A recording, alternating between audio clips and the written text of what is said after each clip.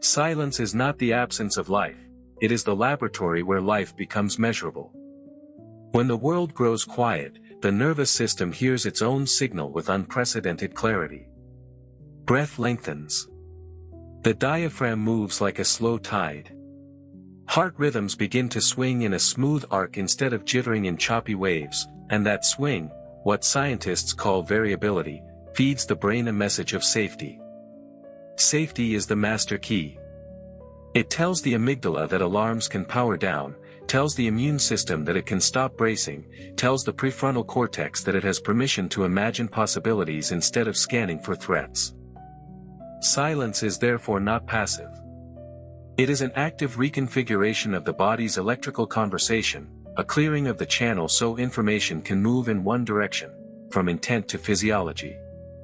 In the quiet, attention becomes a sculptor. Most days it is scattered light, touching everything and changing nothing. In stillness it concentrates like a laser, and the brain responds. Networks that chatter about me and mine soften their grip, and circuits responsible for mapping space, time, and options light up.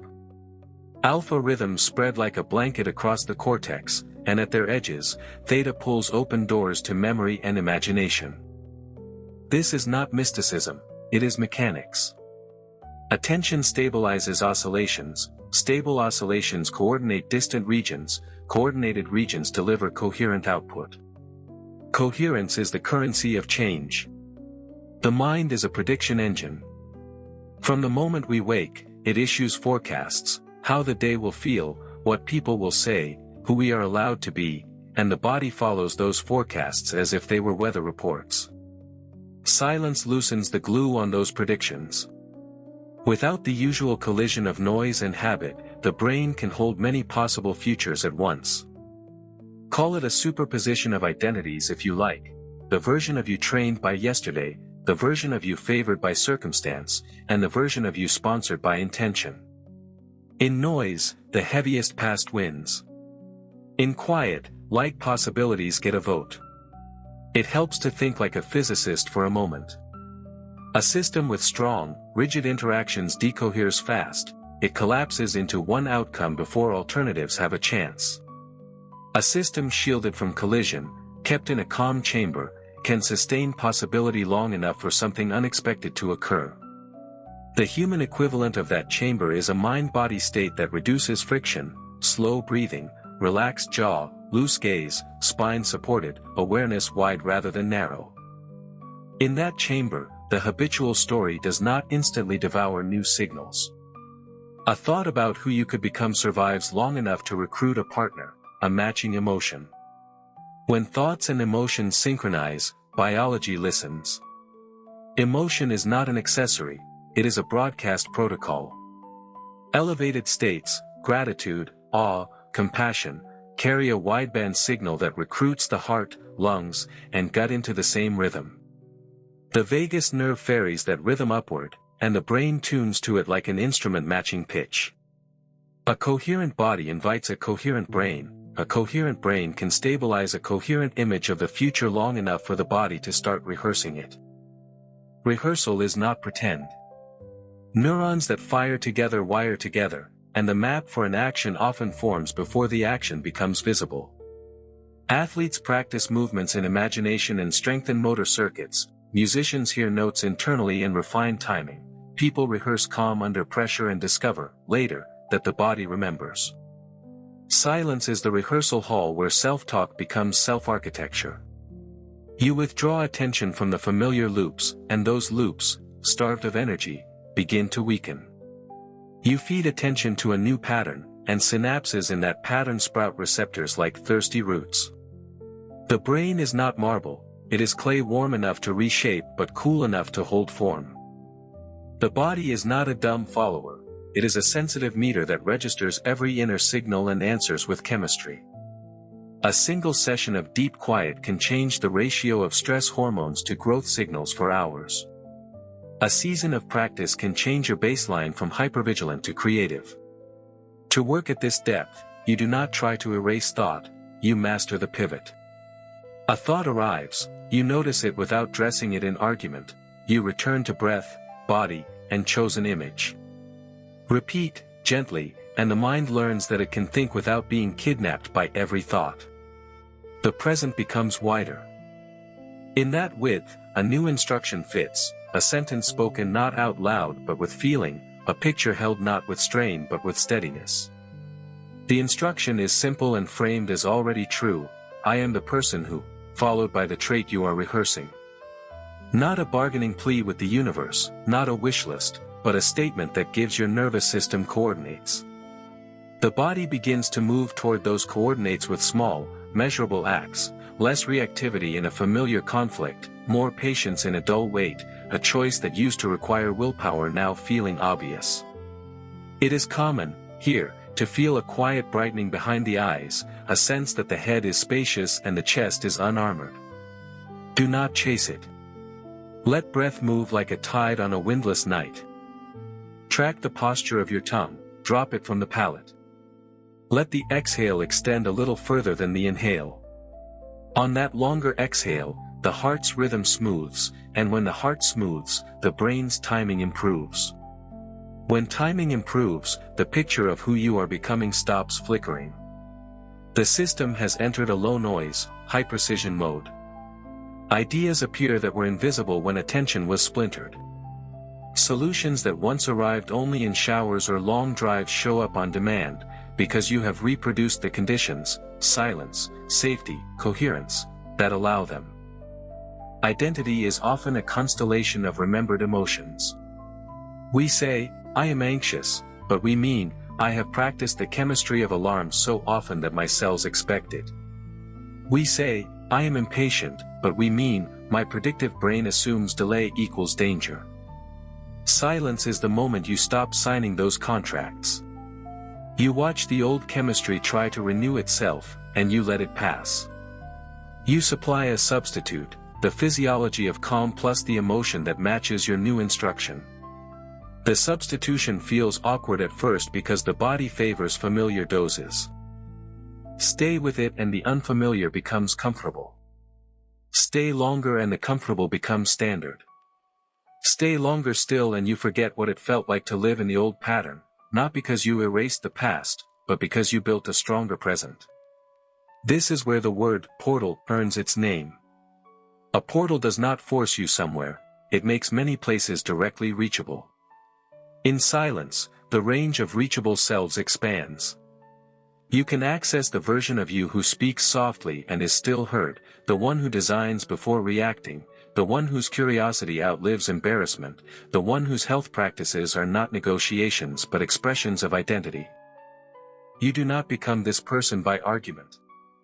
You become them by training physiology to prefer the chemistry that supports their habits, by training attention to return to the picture that explains those habits, by training language to reinforce the picture instead of contradicting it. Think of a lake before dawn. Surface ripples carry old wind long after the air has stilled.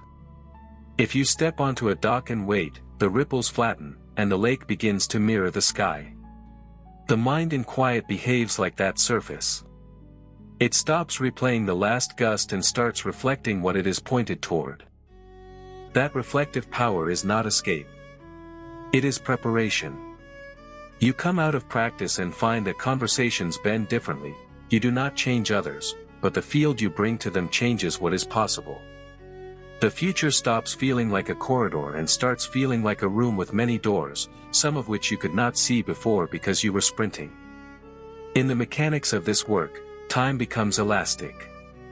You can compress a day by packing it with unconscious reactions, or you can stretch it by returning to awareness between tasks. Each return is a microsilence, 3 breaths, a softening of the eyes, the reminder of your instruction, the taste of gratitude without a story. Those microsilences amount to minutes, then hours, and those hours become proof that your inner state is not hostage to the outer scene. Proof is contagious. It changes belief. Belief, once updated, changes what your predictive brain expects to happen next, and the body follows a new weather report. There is nothing to worship here except the ordinary miracle of a system that can learn. You are teaching your nervous system to recognize a new home frequency and to prefer it. You are teaching your attention to stay with a picture long enough for biology to imitate it. You are teaching your language to serve your becoming rather than your history. None of this requires a mountain, a monastery, or a perfect life. It requires repetition that is kind rather than harsh, precise rather than dramatic, steady rather than heroic. Silence is not empty. It is the most information-rich environment you will ever stand in, because nothing is drowning anything else out. In that clarity, you can hear the faintest beginnings, the first alignment of breath and word, the first cooperation between heart rhythm and idea, the first moment when an old impulse fails to launch and a new choice rolls forward without strain. That is the sound of potential turning into structure. Sit with it. Let it build. When you rise, take a fragment of the lab with you, a quieter exhale, a wider gaze, a single sentence that names who you are training yourself to be, and use your day as the experiment that proves it. Silence also tunes the sense you rarely name, interoception. Beneath the loud senses of sight and sound, the brain carries a quiet map of pressure in the chest, stretch in the lungs, temperature in the gut, chemistry in the blood. In noise, that map is grainy; in quiet, resolution increases. As the internal picture sharpens, prediction errors fall, and the system spends less energy correcting itself. That saved energy becomes attention you can invest. You invest it in a sentence that aims your day, in a posture that broadcasts ease, in a choice that aligns with your future instead of your history. This is not self-hypnosis, it is budget management at the cellular level, fewer alarms, more construction. Breath provides the metronome. Around 6 slow cycles per minute, the heart and lungs enter a resonance that looks like a tide moving through you. Vagal pathways ride that tide to the brainstem, and from there to limbic hubs and cortical gates that decide what gets noticed. In that window, the reticular activating system relaxes its tight filter and allows in signals that match your intention. You have felt this as coincidence. You rehearse a trait and then meet a moment that invites exactly that trait. It is not magic. It is a brain biased toward patterns it has been practicing, a perceptual system that elevates what confirms the instruction you are giving it. The hemispheres make a second bargain in quiet. When inner chatter softens, interhemispheric traffic grows more symmetrical. The analytic and the synthetic stop arguing and start trading. Language loosens its grip and becomes a tuning fork rather than a whip. Imagery stops drifting and becomes architecturally precise. This symmetry matters because complex change requires both precision and breadth, the left to specify, the right to contextualize, the corpus callosum to coordinate. In stillness, that bridge carries heavier loads without buckling, and your options widen without dissolving into vagueness. Memory, often treated like a museum, behaves more like wet paint. Each time you recall an event, the brain opens a reconsolidation window during which the meaning can be edited. Silence lengthens that window by reducing interference. You remember the old scene, feel the old charge begin to rise, and then bring in a new state, the physiology of safety, the emotion you have been rehearsing, the sentence that names who you are becoming. The memory goes back on the shelf slightly altered, same facts, updated chemistry. Repeat, and you are not gaslighting yourself, you are updating the emotional index so the past stops hijacking the present. The immune system listens to this rehearsal too. It does not speak English, but it speaks rhythm. Coherent breath and elevated emotion alter cytokine traffic patterns, nudge inflammation off its hair trigger setting, and tighten tissue repair schedules. You do not command immunity with words, but you can invite it to behave like a builder instead of a bouncer. Builders do their best work when the site is quiet, supplies are clear, and the blueprint does not keep changing. That is what practice provides, a site without sirens, a steady supply of oxygen and micronutrients carried more efficiently because the vasculature is not in perpetual clamp, and a blueprint held long enough for cells to read. Creativity thrives under the same conditions. Ideas prefer low friction and clear constraints. In silence, constraints become visible, not as walls but as edges to push against. You feel where your speech gets small and decide to widen it by one phrase. You see where your schedule collapses and insert the smallest wedge of structure that will hold it open. You notice the first micro-twitch of an old habit and meet it with the first micro-act of a new one. Change at that scale compounds. Days later you find the wedge has become a beam, weeks later the beam supports a room, months later you are living in a structure that used to be a sketch. Skepticism helps. Not the kind that sneers, the kind that measures. You sit, you breathe, you aim, and then you watch life for evidence. Are you less explosive when interrupted? Does sleep fall in quicker because the pre-sleep story has fewer booby traps? Does your body choose different foods without negotiations that drain willpower? You log the answers, not obsessively, but honestly, and you let data teach you how to refine the practice. The refinement is usually towards simplicity, fewer words, clearer feeling, straighter spine, kinder return when drift happens. The mind loves symbols, and quiet gives you room to choose them. A fingertip resting on the sternum can become a cue for coherence. A single word can become a doorway to the future state. A shift of gaze from narrow to panoramic can tell your nervous system that threat scanning is over. These micro-rituals are not superstition, they are handles you can grab when the day accelerates.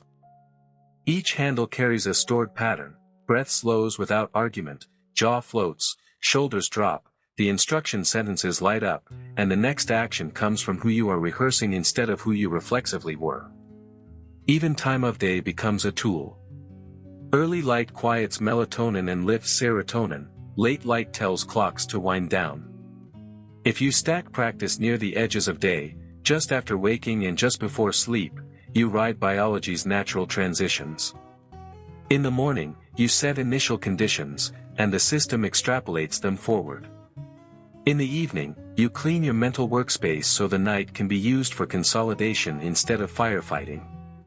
Dreams will not obey commands, but they will sample what you feed them. Feed them coherence, gratitude without story, a picture that requires no strain to hold, and watch how problems soften into puzzles and then into plans. Silence also teaches proportion. Not everything deserves a response at the same amplitude. In stillness you feel the difference between signals and noise. A true signal remains when you stop arguing with it. Noise needs your argument to survive. You let noise die, and your day simplifies. Action clusters around what matters, and what matters becomes easier to see because you are not fogging the glass with constant commentary. The result is not detachment, it is intimacy with what is actually happening. The question behind all of this is identity. What kind of nervous system are you training yourself to be? A system that collapses quickly into old outcomes, or a system that can hold possibility long enough to select a better one? The training is plain. Enter quiet on purpose.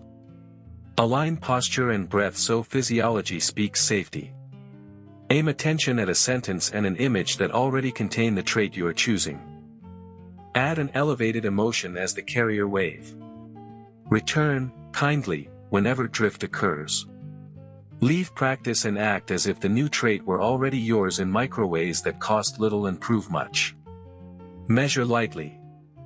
Adjust gently. Repeat.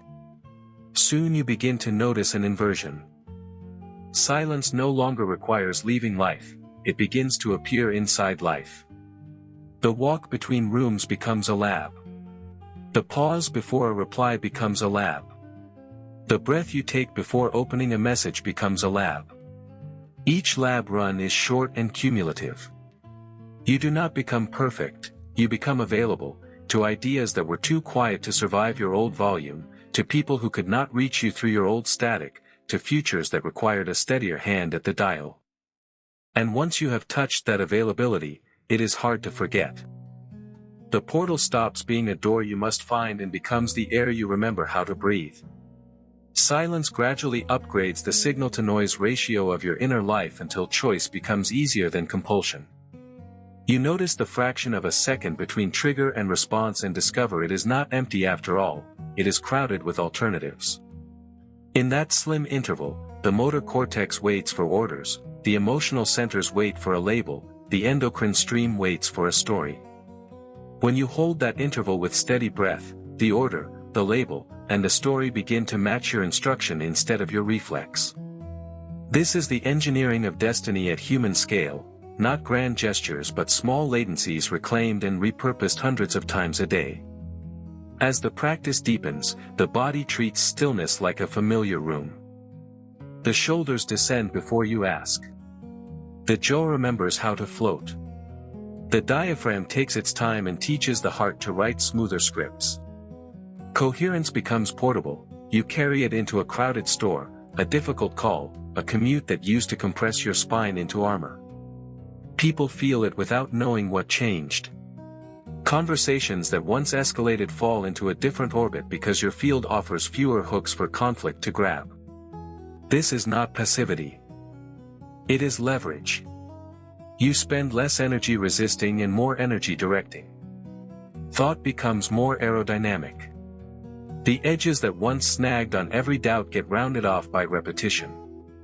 Imagery gains weight, it stops being a flat poster and becomes a space you can walk through. You can hear the sound a healthier morning makes, feel the texture of a calmer reply, sense the posture of a body that has practiced integrity long enough to prefer it. The nervous system cannot tell the difference between well-rehearsed inner experience and outer rehearsal. In both cases it builds circuitry to support what it encounters most. This is why the pairing of feeling with picture matters.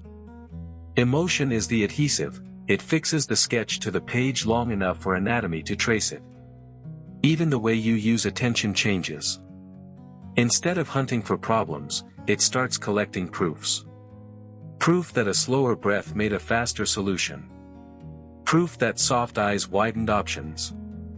Proof that kindness cost less effort than defense.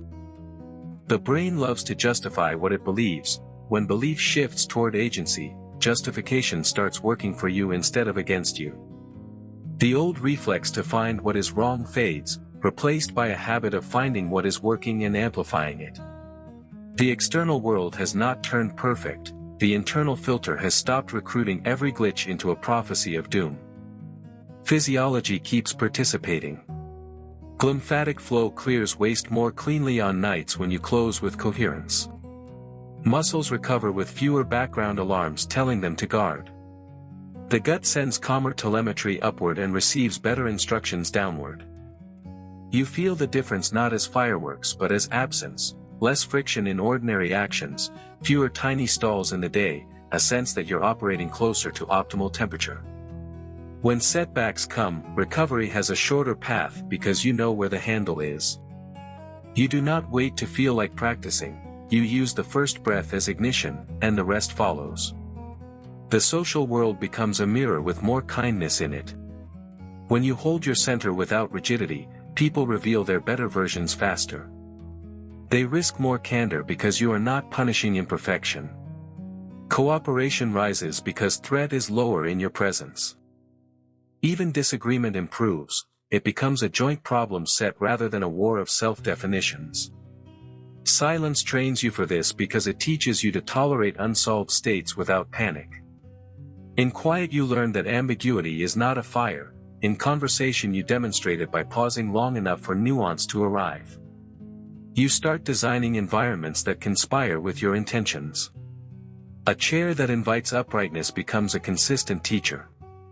Light that greets you in the morning tells your clocks the truth. Music without lyrics keeps language from hijacking early focus. The desk is cleared, not as ritual but as physics. Fewer cues compete for your predictive brain's attention, so it can spend its energy completing the picture you asked it to stabilize. On hard days you shrink the scope but keep the continuity. 2 minutes of breath, one precise sentence, a memory edited toward neutrality, an action taken from the future identity rather than the old costume. Continuity outruns intensity. The mind's narrative engine adapts as well. You notice how often it tries to use catastrophe to keep you safe and how poorly that strategy ages. Instead of arguing with it, you offer upgrades, stories that acknowledge risk but pair it with capability, scripts that keep dignity without armor, truths that include possibility rather than erasing it. Language becomes clean fuel. You retire phrases that lock the past in place and adopt phrases that describe motion, learning, and choice. The change is audible. Even inside your own head, the voice stops shouting orders and starts giving coordinates. Silence also resets appetite for novelty. When inner static quiets, the world's detail returns. A tree on a street you have walked 100 times looks newly engineered. Faces regain resolution. Work regains texture. You realize that boredom was rarely an absence of stimulation, it was a surplus of prediction. The brain labeled too much as already known and stopped reading the small print. In quiet, prediction relaxes its grip long enough for discovery to happen in ordinary places. Curiosity takes the baton from control, and with curiosity in charge, learning accelerates without strain. There will still be days when you forget. That is part of the design. Forgetting reveals the contrast that keeps you honest. You feel the old chemistry reassemble, the jaw climb, the breath shorten, the thoughts sharpen into weapons. That recognition is not failure, it is an early alarm. The same gap appears, brief, generous, always there, and you choose again. One exhale longer than the inhale. One release of the tongue. One return to the sentence that names who you are training yourself to be. It does not matter that you returned late, it matters that you returned. Each return writes over the habit of abandoning yourself under pressure. Eventually the practice stops needing a pedestal. You can hold coherence while typing, while listening, while walking across a room you used to cross with armor. You can question your own certainty without losing stability. You can plan with rigor and still leave a door open for a better plan to knock. The system you live in, the interlocking loops of sensation, prediction, action, and meaning, becomes easier to steer because you are no longer wrestling it. You are conversing with it. You are inviting it to prefer the chemistry that makes your best behavior effortless. If you listen closely, you can feel a horizon widen that does not require distance.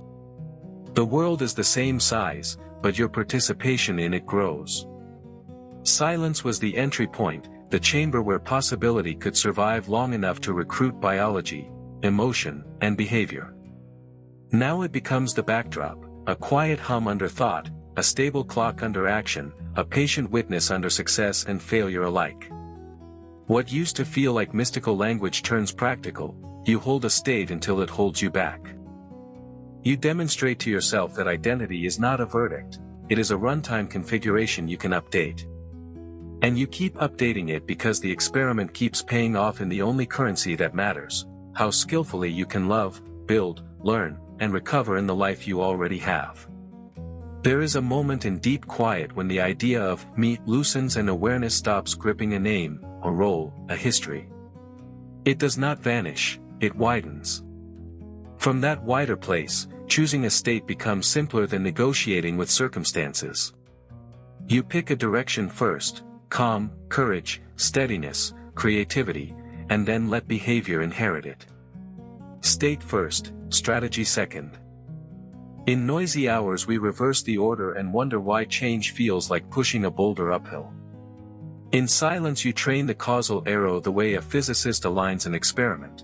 You set initial conditions with breath and feeling, and you let the system run.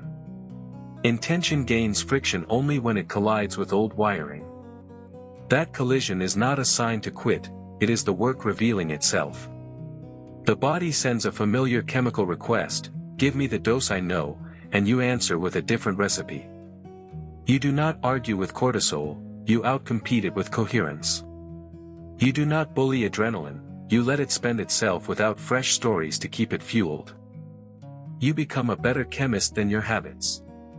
Eventually the lab notes are obvious, the new mixture produces cleaner energy, steadier perception, fewer regrets. What once felt like discipline begins to feel like preference.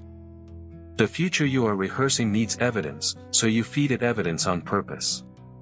You gather tiny wins that match the trait you are stabilizing and stack them where you can see them. The brain treats visible wins as permission to allocate more resources, it broadens attention, relaxes threat detection, and increases willingness to explore. Exploration matters because new identity is a territory, not a slogan. You step into situations you used to avoid and discover that your physiology, primed by practice, behaves like a friendly guide. The old edge still appears, but now it functions like a landmark instead of a wall. Silence sharpens ethical sense in the same way it sharpens attention. When noise drops, you can feel the moral gradient beneath choices. Some actions thicken you, others thin you. Some sentences leave residue, others clean the room. You start to prefer integrity not because someone is watching, but because the system runs warmer and smarter when words and actions match. That preference is a kind of immunity, against self-betrayal, against panic bargains, against the temptation to win a moment you would rather not remember. What you practice alone transfers into the microtheater of conversation. You notice impulse rise like a wave and decide to surf rather than crash. You keep curiosity online long enough to receive the piece of information that would have been lost in interruption. You watch how your state recruits states from others and become deliberate about what you broadcast. Sometimes you will broadcast steadiness and receive relief. Sometimes you will broadcast spaciousness and receive honesty. Sometimes, even broadcasting care, you will receive heat, then the practice shows its spine. You stay coherent without shrinking. Boundaries delivered from calm carry a clarity that anger struggles to find. The environment learns too. Objects and places accumulate associations, and you can compose with them. A window becomes a reminder to widen attention. A cup in your hand becomes a cue for the longer exhale. A doorknob becomes the signal to soften eyes and enter as the future identity instead of the old costume. You are not entranced by tokens, you are training a complex system with reliable markers so the transition into coherence costs fewer calories. Low-cost transitions are what allow a practice to outlive motivation. On difficult days, silence becomes triage. You stop trying to repair everything and restore the core loop, breath downshift, body unarmored, picture steady, feeling real. You shave the instruction to its cleanest form, 10 words that your nervous system can understand without debate. You sit for 2 minutes instead of 20 and refuse to call it failure. You act from the state you could reach, not the state you wish you'd reached, and you let reality grade the result. This mercy is strategic. It keeps the practice unbroken, and unbroken practice beats heroic bursts over any long horizon. If grief, anger, or fear surge, you treat them as weather, not identity. You allow their chemistry to express without giving them the microphone. You breathe them through larger containers, the ribcage spacious, the gaze open, the jaw released, so they can complete without recruiting fresh stories. When the wave passes, you do not declare yourself healed, you note the fact that it passed and that you stayed. That fact is a pillar. You can lean on it next time the sky darkens quickly. The deeper you go, the more precise you become with language. You replace always and never with today. You trade I am broken for I am between configurations. You retire this is who I am and adopt this is what I am practicing. The nervous system hears these differences. Absolutes trigger defense, process invites participation. You can feel the body's answer in the way shoulders stop creeping and eyes stop narrowing. Truth that leaves room is easier to breathe. Attention to silence trains you to change scales without losing coherence. You can zoom into the texture of a single breath and then zoom out to the shape of a year. You can hold a feeling for 30 seconds and then hold a project for 3 months. The same mechanics apply: set state, stabilize picture, attach feeling, act in micro, measure lightly, repeat. The repetition is not punishment, it is how living systems learn. The spiral closes, and each pass leaves the structure stronger. At some point you will catch yourself smiling for no good reason. The reason exists, it just doesn't fit the old accounting. The system enjoys running clean. It enjoys solving without rushing, defending without hardening, planning without bracing, resting without shame. This ease is not naivete. It is competence. You train the levers within reach until they move the parts that used to feel stuck. The world remains complex, you remain teachable, the portal remains open. When doubt returns, as it will, invite it to sit in the back row while you conduct the next experiment. Doubt can watch, it cannot drive. You can even thank it for protecting you while you lacked better tools. Then you use the tools. You set your breath to its tide. You place your attention where you want your life to grow. You let gratitude rise without needing a target. You speak the sentence that names the trait you are building as if it were already true in the smallest possible way, and you prove it with the next action that costs almost nothing and changes almost everything. What began as an exercise has become a way to inhabit time. Minutes are no longer debris between events, they are instruments. The air around conversations becomes navigable. Work stops feeding on adrenaline and starts feeding on design. Rest ceases to be a reward and returns to its real role as infrastructure. You do not need a perfect morning or a perfect world. You need a repeatable method to ask your biology to prefer the chemistry that makes your best behavior cheap. Silence is that method's doorway, and every time you cross it, the path on the other side grows more familiar, more walkable, more yours. Practice long enough and attention learns to self-correct mid-flight. You feel it wobble toward rumination and, like a pilot trimming a wing, you make a millimeter adjustment, wider gaze, slower exhale, kinder phrasing, and the course settles. That tiny correction matters because the nervous system stacks moments. A single well-placed adjustment prevents a cascade of stress chemistry, preserves working memory, and leaves enough bandwidth for generosity. You begin to trust yourself under change because you have rehearsed stability not as a rigid pose but as a dynamic skill. Neuroplasticity answers consistency with architecture. Repeated quiet at roughly the same time each day teaches clocks in the suprachiasmatic nucleus, adrenals, and gut to expect restoration as a scheduled event. Expectation is not fluff, it is a metabolic allocation plan. The body diverts fewer resources to sentry duty and more to repair and learning. Synapses that support perspective taking and impulse control strengthen because they are used while the system is calm, and wiring that depends on panic begins to atrophy from disuse. Choice starts arriving earlier than habit, and earlier is where leverage lives. Perception itself becomes more truthful. Under noise, the brain compresses experience into stereotypes to conserve energy. Under quiet, it can afford higher resolution.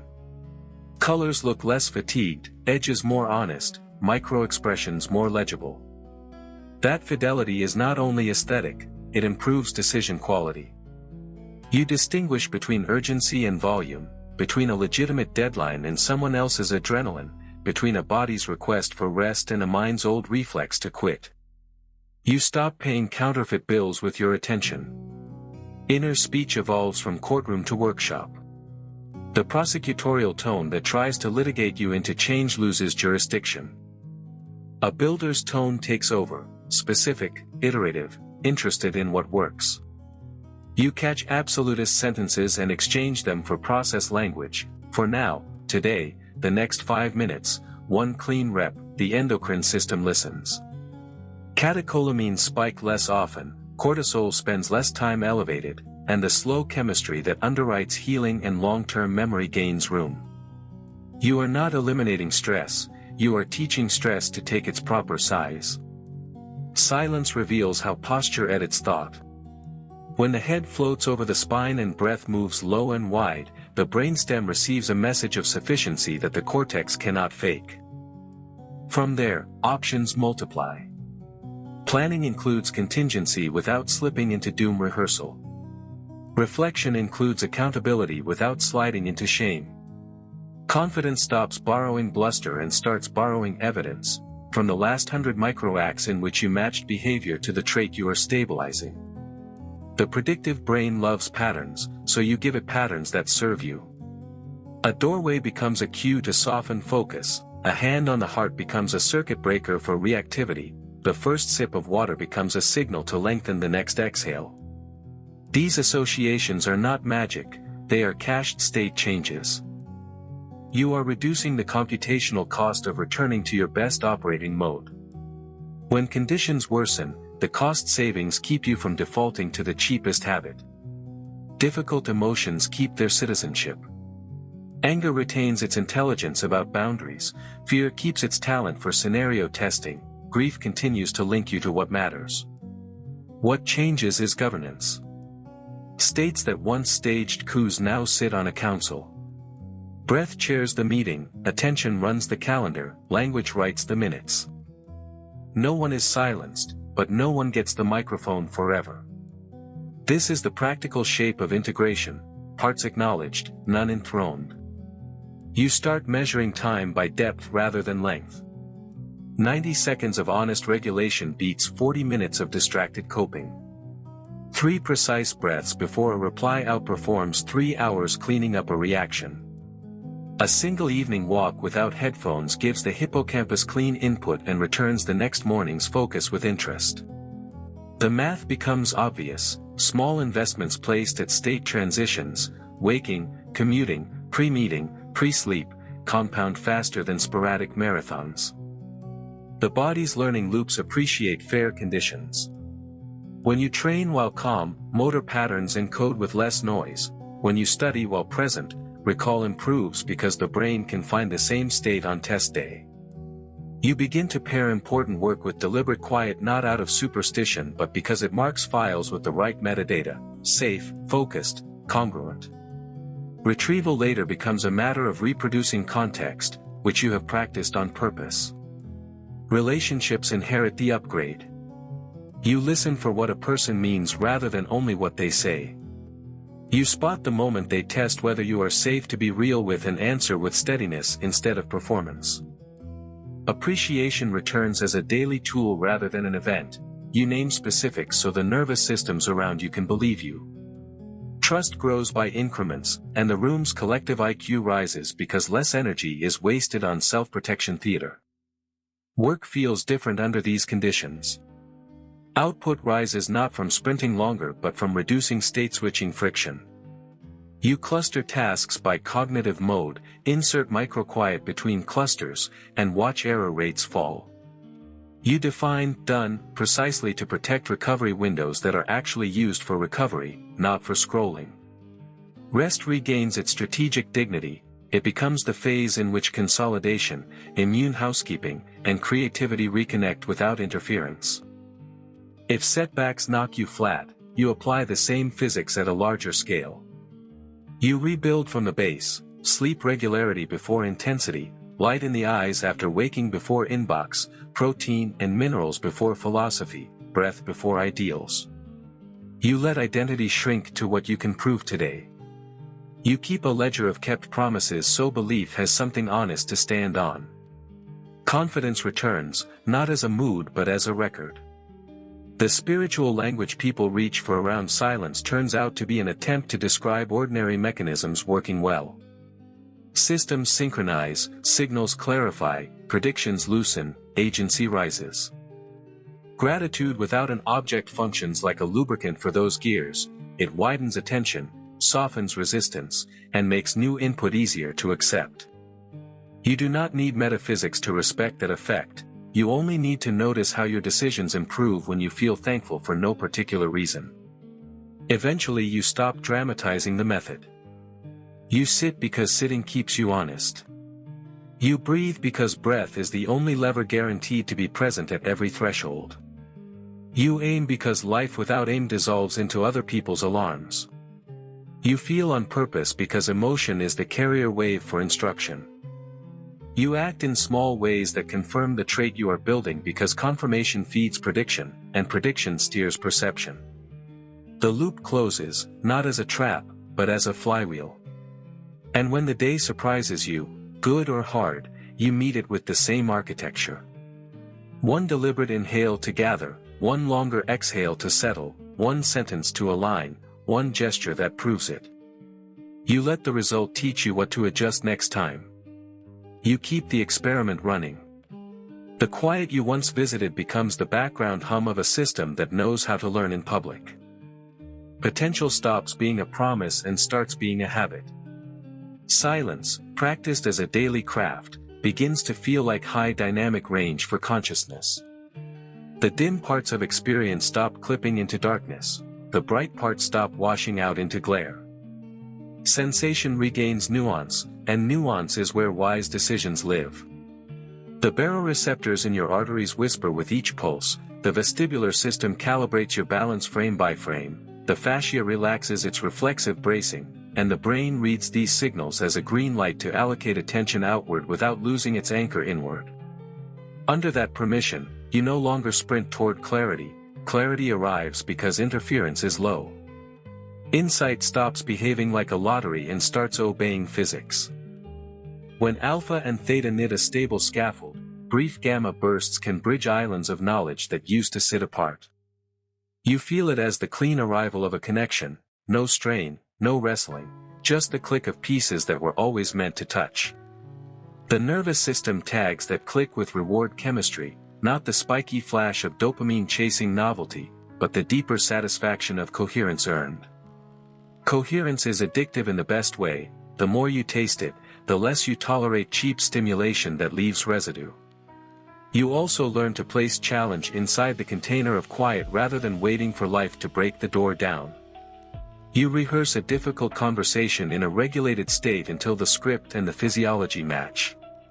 You put your body into the postures that belong to the trait you are stabilizing and let the endocrine system read your stance like a headline.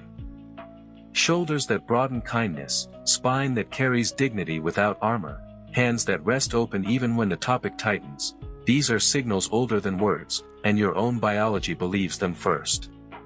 Belief spreads backward from posture to thought, not only forward from thought to posture. Patterns of attention change what time costs. Multitasking once felt like competence, now you can hear its hidden tax, a stutter in working memory, a haze over recall, a jitter in mood. In silence you start sequencing instead of stacking. You cluster similar cognitive modes, leave small buffers as state change airlocks, and return to breath each time you cross a threshold. Errors drop, satisfaction rises, and a day that used to feel like sand through fingers begins to feel like engineered flow. You are not doing more, you are wasting less. Silence reintroduces you to appetite that can be trusted. What you want shifts from anesthetics to amplifiers. The foods that keep cognition even. The movements that keep joints honest. The media that leaves attention cleaner than it found it. The company that requires no mask. Cravings that once carried the shape of escape reveal themselves as requests for regulation. You meet the request with the real thing rather than a substitute that sends the bill to tomorrow. The moral dimension keeps deepening without drama. You notice where you have been borrowing against future self-respect and you close those lines of credit. It is not punishment, it is better math. You can feel the physiological relief of alignment the way you can feel a room exhale when someone finally tells the truth. In that relief, courage costs less. You choose hard conversations earlier. You set cleaner boundaries sooner.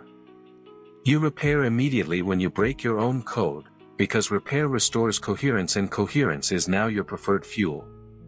Even ambition learns new etiquette. Goals stop posing as rescue missions and start behaving like laboratories. You do not demand that the future save you, you invite it to educate you. You hold a vector, clear direction, flexible route, and you measure progress by quality of state under load as much as by metrics on paper. Paradoxically, the paper improves. Systems built from steady states outperform systems powered by panic because they recover faster, compound cleaner, and attract cooperation rather than extracting it. Memory and imagination swap tools in this environment. You let memory keep facts and surrender monopoly on meaning. You let imagination generate meanings that fit reality without dragging the past's dust into every corner. During the day, you edit the tagging of old episodes so they stop auto-triggering alarms. At night, consolidation stitches new learning into the fabric of identity without tangling on fear. You wake with fewer splinters and more traction. The body, listening all along, begins to answer with durability. Inflammation that once simmered drops a degree. Sleep stitches deeper because pre-sleep state is cleaner. Recovery protocols finally have something to build on because you're not demolishing their work with chronic microstress. You notice how often the solution to a stalled problem arrives in the first 10 minutes after you restore coherence, not in the 10th tab you open while incoherent. You start trusting that order of operations. Relationships evolve from performance to presence. You quit auditioning for rooms you don't want to live in. You become easier to read because your words, face, and tone agree. That agreement is a gift to other nervous systems. They spend less energy decoding you and more energy collaborating with you. Intimacy regains its native pace, slower than rush, faster than avoidance, steady enough for honesty to surface without being chased. Silence even updates your interface with uncertainty. Instead of treating unknowns as enemies, you treat them as unrendered terrain. You bring light, not noise. You ask precise questions, listen for precise answers, and refuse to inflate guesses into verdicts. Precision without tension becomes your signature. People start giving you the hard problems because hard is not the same as chaotic when carried by someone who keeps a stable clock underneath. Your vocabulary for self-direction simplifies as the practice matures. You keep a single sentence for the day, one that names the trait you're stabilizing in present tense and ordinary language. You pair it with one image that your body can recognize without translation. You pair both with one feeling that opens the chest without effort. Sentence, image, feeling, breath, aligned like instruments before a performance. Performance, then, is just the next honest act shaped by that quartet. On days when pain speaks loudly, physical or emotional, you widen the container rather than deny the signal. You let breath get low and slow enough to cradle sensation without feeding it with narrative. You place one hand where the body asks for it and keep time until the peak breaks. You give pain respect and deny it governance. In that governance shift, dignity returns, even when comfort does not. Dignity is a resource. It breeds choices that pain alone would eclipse. Eventually, silence no longer reads as absence but as structural support, like gravity, like daylight. You do not chase it, you maintain it, the way a musician tunes between songs. The tuning itself becomes part of your identity, someone who can return, someone who can aim, someone who can act from chosen chemistry rather than inherited alarms. That identity does not make you invulnerable, it makes you permeable to what helps and less adhesive to what harms.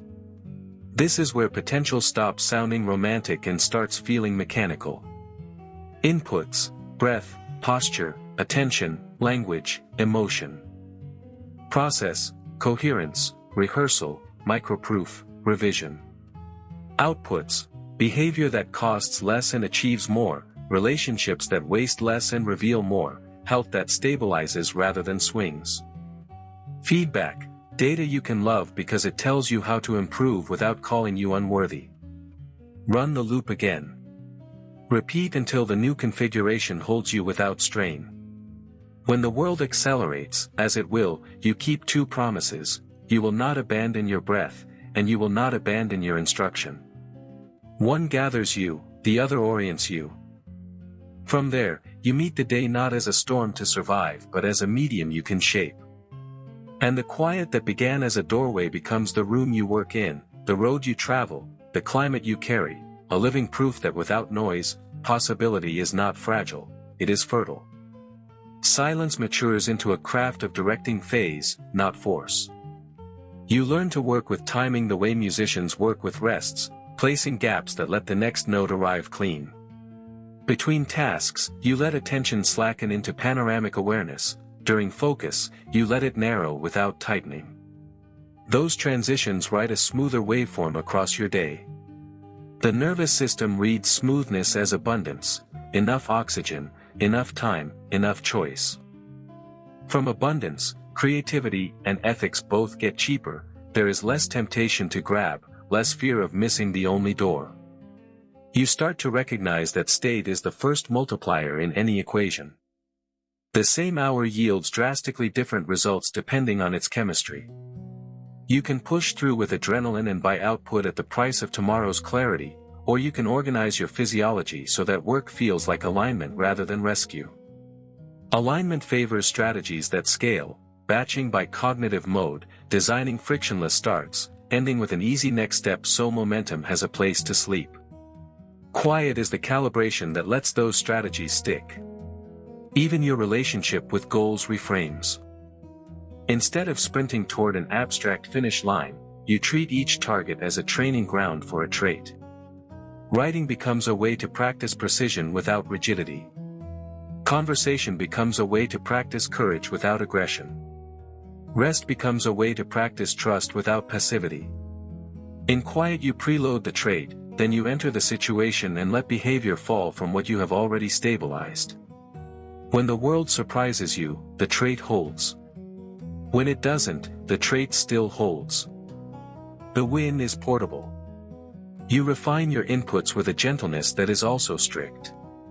Light early in the day meets eyes that are not already clenched. Food chosen for steady release supports a brain that prefers coherence over fireworks. Movement becomes punctuation, not punishment, a walk to reset oscillations, a few slow squats to remind the spine that it is a column not a coat hanger, a stretch that tells the diaphragm there is depth available. These small acts are not self-care wallpaper, they are state edits that budget energy toward learning and away from firefighting. Language keeps slimming to essentials. You drop slogans and adopt instructions your body can obey. Slow on the out-breath. Soft eyes. Open chest. Act as if. 10 words can move a ton of biology because the biology wants to move, it just needed a clear, non-argumentative cue. You notice how often complicated plans were camouflage for fear, and how often a single honest action, send the message, apologize cleanly, ask the question, resolves loops that thoughts could circle for weeks. Silence teaches how to hold opposites without tearing. You can be ambitious and unhurried, disciplined and playful, boundaried and warm. The nervous system experiences paradox as tension only when the container is small. Widen the container, breath deep, gaze broad, jaw unlatched, and complexity becomes breathable. From there, decisions are not binary standoffs, they are weighted choices where context gets a fair vote. Maturity feels less like armor and more like tensile strength. When fear speaks, you treat it like a specialist on your advisory council. You ask what it is protecting, you thank it for its vigilance, and you redirect it toward scenario planning rather than sabotage. In the same meeting, you invite courage to stay specific, no capes, just the next honest step. Gratitude keeps minutes, not as sentimentality but as attention training toward what is already working. Each part does its job, none seizes the microphone. The result is governance, not suppression. You begin to sense the geometry of attention in space. Narrow, foveal focus is a spear, panoramic awareness is a field. In silence you practice switching between them on purpose. Spear for the sentence, the line of code, the stitch. Field for context, for mood of a room, for detecting the early tremor that tells you to rest before error. The ability to switch quickly without residue is a hallmark of a regulated system. It looks like flow from the outside, it feels like low-friction steering from the inside. The body's clocks appreciate consistency more than heroics. You anchor practice to the same windows, short, honest sessions that never offend your nervous system. Because they never offend, they never provoke rebellion. Compliance begets accumulation, accumulation begets identity. One day you notice you do not have to convince yourself anymore. The chair calls you the way a favorite instrument calls a musician. The ritual is not a cage, it is scaffolding that disappears while the structure stands. Old narratives show up less as facts and more as offers. You can accept or decline without theatrics. When an unhelpful story arrives, this always breaks, they never listen, I can't learn that. You feel its familiar chemistry try to enlist your posture and breath. You answer with the trained state first and with counter-evidence second. Chemistry loosens its grip, facts get room. You are not arguing with yourself, you are introducing updated data into a calmer courtroom. Fatigue changes flavor. Instead of the frantic, dirty tired that comes from fighting noise, you experience the clean tired that comes from fully used attention. Clean tired recovers quickly, dirty tired lingers because it is laced with unfinished alarms. You learn to stop before you cross the line.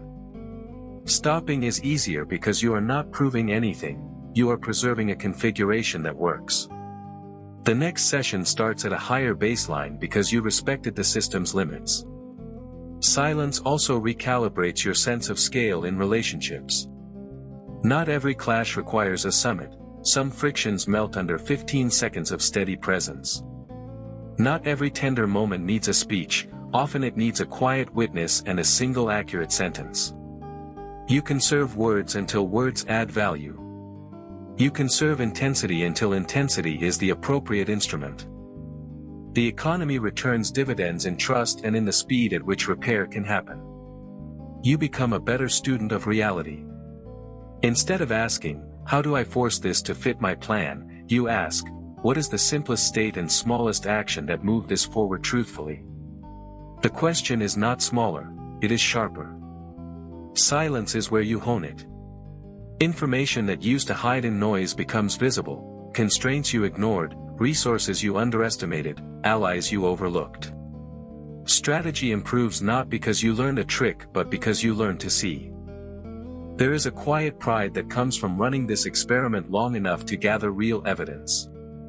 You no longer sell yourself on hope alone, you have receipts. Sleep improved without exotic routines.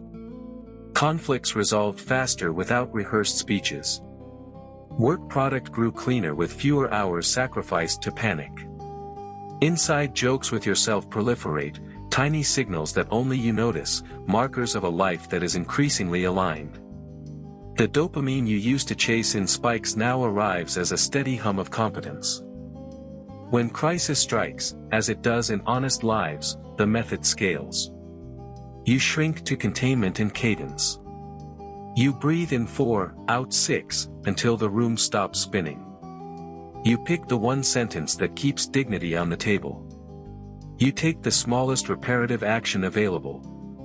You postpone grand interpretations and keep your nervous system from signing permanent contracts in temporary weather. The storm may be large, but you are not small, you are precise. Precision finds doors that force would miss. Over time, you retire the notion that silence is a break from life. It is life at native resolution, less compression, fewer artifacts, more signal. From there, even your ambition evolves into stewardship. You want to build things that stay built, relationships that stay honest, health that stays usable. You get interested in being the kind of person other people's nervous systems regulate around, not because you crave halo points, but because shared coherence is efficient and kind.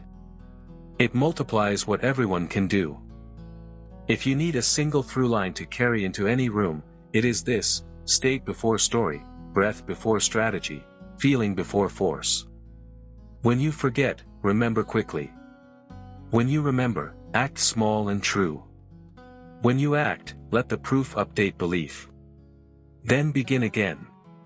The loop is simple, the art is in running it under every weather. Silence gives you the room to keep the loop honest. And in that honesty, potential is not theoretical. It is what your system does when you stop drowning it in noise and start feeding it clear, repeatable instructions. Silence teaches a friendlier physics of change, minimal input, maximal return. You stop chasing momentum and start designing it. One clean breath before each transition becomes a hinge that doesn't squeak, one precise sentence in the morning becomes a compass that doesn't wander. The nervous system loves predictability more than spectacle, so you give it rhythms it can trust.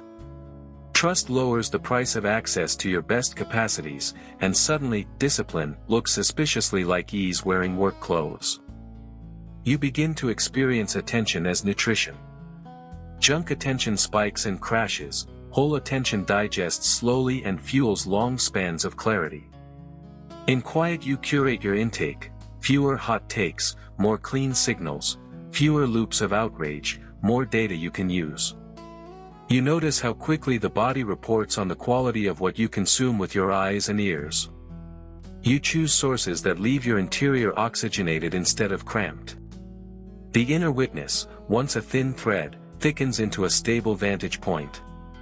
From there you can observe a sensation without becoming its spokesperson, watch a thought arrive without renting it your whole stage, hear an old belief knock and decide whether the door needs opening. The witness is not aloof, it is generous. It gives every part airtime and gives none a throne. Governance replaces drama, and energy once spent on civil wars becomes available for building. Curiosity returns to its original job, discovery, not defense. You ask smaller, better questions. What is the next action that respects nervous system reality? What is the simplest boundary that preserves connection? What is one variable I can change without waiting for permission? The answers are rarely cinematic, but they are consistently actionable. Action breeds evidence, evidence upgrades belief, belief shapes prediction, prediction steers perception. The loop gets cleaner each month you keep it honest. Co-regulation stops being a buzzword and becomes a lived instrument. You notice how your breath rate entrains a room, how your cadence sets a tempo others can rest in, how your unhurried eyes make nuance safe to surface. When someone else's weather blows hard, you widen your container instead of shrinking your dignity. You allow their chemistry without adopting their story. The respect is palpable, to them, to yourself, to the situation you are both trying to improve. Goals take on texture. Instead of finish the book, you rehearse, show up daily as someone who writes clearly from a regulated state. Instead of heal everything, you practice, close tonight a little steadier than last night. The macro lives inside the micro, and the micro is where biology can cooperate. Cooperation compounds. Months later you realize your outputs look like the kind of life you used to storyboard, only now the frames are real. You develop a bias for closure. Not the brittle kind that slams doors, the gentle kind that frees bandwidth. You end loops the day they appear, the message sent, the apology made, the promise either kept or retired honestly. Each small closure returns a sliver of working memory and drops the background hum of threat. The system runs cooler. Cool systems think better, heal faster, and love more cleanly. Silence also recalibrates ambition's pace car. You stop mortgaging presence to pay for hypotheticals. You still plan, but you plan from sufficiency instead of scarcity, from clarity instead of adrenaline. Plans born from coherence ask less of luck and more of design. They bend when reality bends because they are built from principles, not panic. When setbacks sting, you honor biology first, meaning second. You sleep early. You feed the machine well. You take light in your eyes and movement through your joints. Then you write the narrative you want your nervous system to remember, not a fable about failure, a record of recovery. The body keeps those minutes. Next time, it finds the path back faster because you made the path visible. You become careful with metaphors because the body treats them like code. If you describe your schedule as a battlefield, muscle tone complies. If you describe it as a studio, breath follows. You test phrases until you find the ones that load the right chemistry. I'm building capacity, I can take one honest step, this is a practice rep, I can return. Language ceases to be decoration and returns to its original function, steering. The spiritual undertone that people sense around silence stops needing labels. It feels like precision without tension, warmth without collapse, agency without aggression. You do not claim special access, you practice reliable access. You can enter the same inner room on command, set initial conditions, and release the need to micromanage outcomes. Outcomes, ironically, improve when you quit chasing them and start tending causes. And in ordinary hours, you keep the craft humble. 3 breaths at thresholds. Shoulders that remember they have a home. Eyes that can widen on cue. 1 sentence in the morning that you can obey without argument. 1 act before noon that proves the sentence. 1 clean closing at night. Repeat across imperfect days until the configuration holds without strain. That is how silence makes potential practical, not by erasing life's noise, but by training you to carry a signal strong enough that the noise no longer runs the show.